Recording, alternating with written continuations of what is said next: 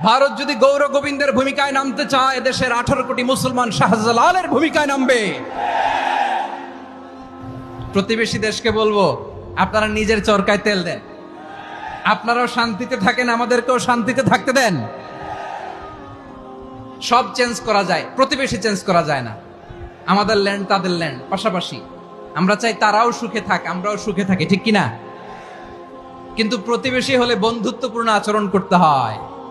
প্রতিবেশী যদি বন্ধু না হয়ে প্রভু হতে চায়, এরকম দানব প্রতিবেশী কেউ চায় না। ভারত যদি বন্ধুত্ব উপহার দেয়, আমরাও বন্ধুত্ব দিব। কি বলেন?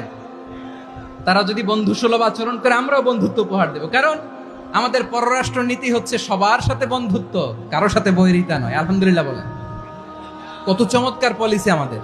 আমরা নির্বিবাদী, আমরা বাংলাদেশিরা শান্তিকামী। We are proud of that.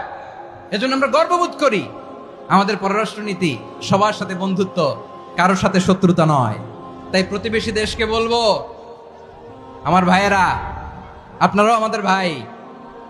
বন্ধুত্ব দিলে বন্ধুত্ব পাবেন।